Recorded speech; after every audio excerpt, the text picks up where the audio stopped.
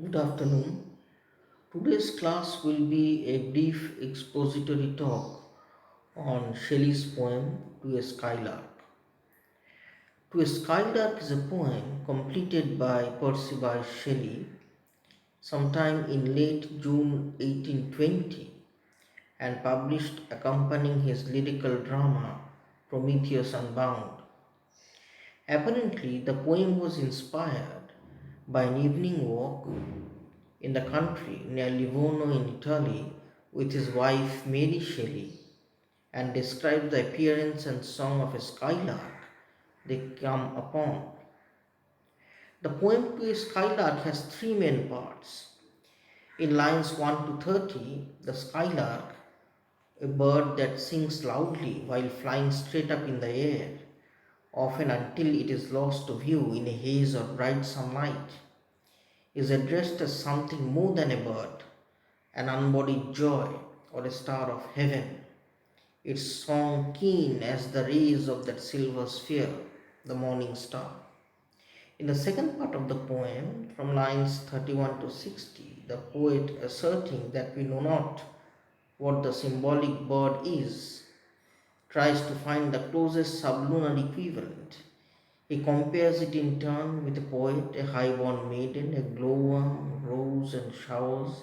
In short, he moves from animal life through lower animal, vegetable and mineral creation.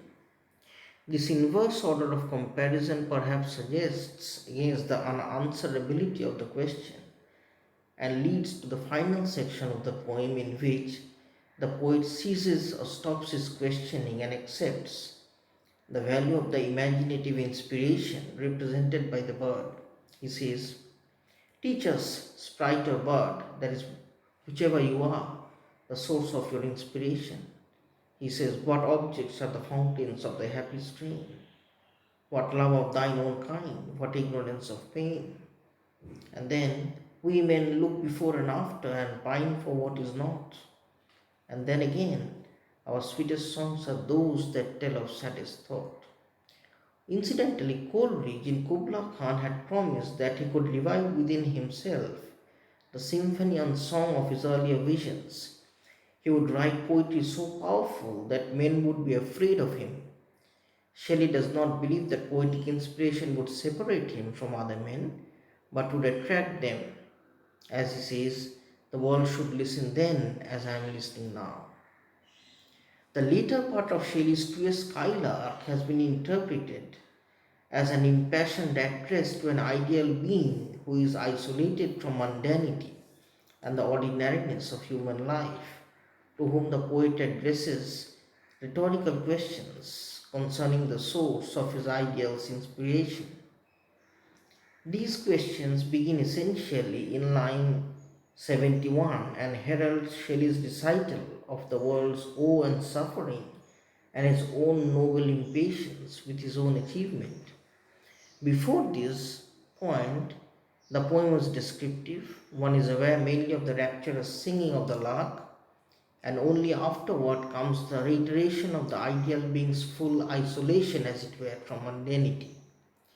But a comparison of the imagery of the first 50 lines with that of the other poems in which Shelley deals with an ideal being transcending common experience shows that here is also his purpose and method, which was determined by a sense of dualism inherent in much of his profoundest speculation, and that the descriptive parts of the poem bear the same stamp as the reflective stanzas.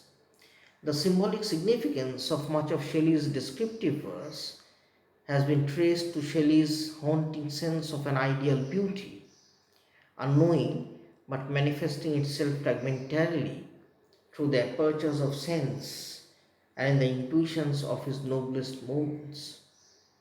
The unseen power, quote unquote, addressed in his Hymn to Intellectual Beauty, becomes incarnate in the radiant maidens who appear in very many of the poems.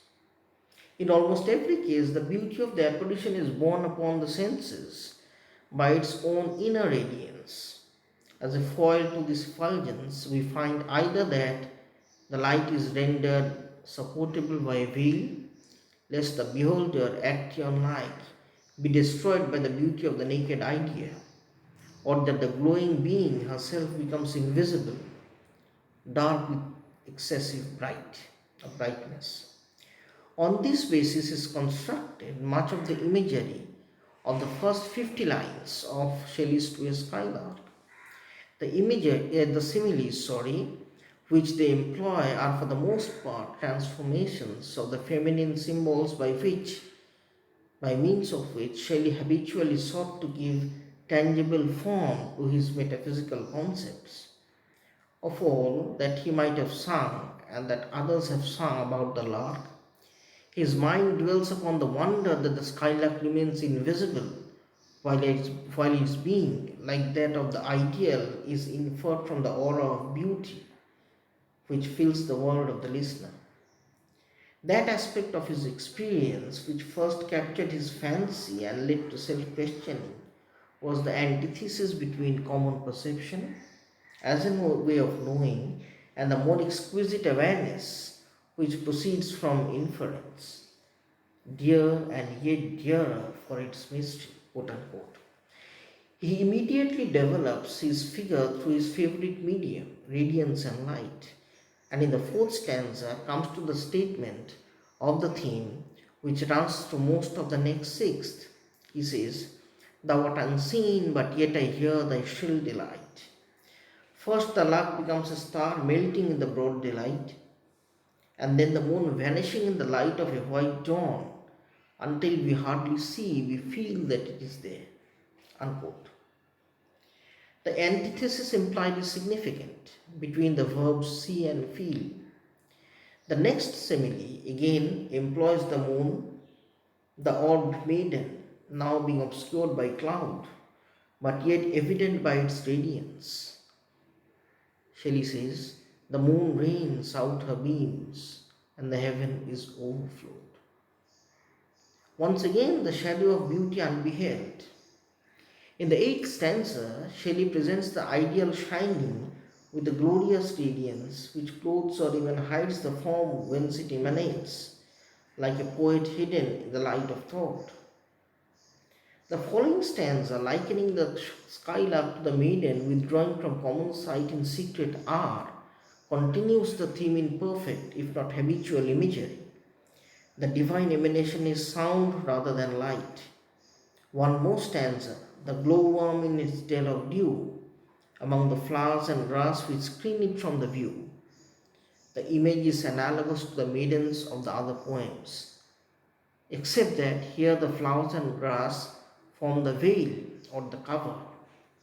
It has the same juxtaposition of elements as the veiled and luminous maidens of Alastor or the witch of Atlas, who took threads of mist and light and starbeams, and with these threads a subtle veil she wove, a shadow for the splendor of her life, quote unquote. These stanzas of To a Skylark are hence stamped with Shelley's native way of viewing things. Over the entire poem presides his awareness of two modes of being. One is an ideal mode and the other is an actual mode. In the descriptive stanzas, for example, the ideal is manifested despite the barriers of sense. In the later stanzas, Shelley imaginatively projects himself to the point of vantage, the ideal being's full isolation from mundanity. It should be observed that Shelley's first perception of the skylark as hidden is not necessarily the result of a philosophical system, but may be a matter of common experience. The similes which follow must also present the analogy of hidden essences partially revealed. Such an interpretation is simple and logical. It implies that Shelley was objectively aware during composition of the need of maintaining that analogy and took an artistic means to secure it. The descriptive stanzas and their consistency is thus logically accounted for, but a logical unity between those and later stanzas is less readily apparent.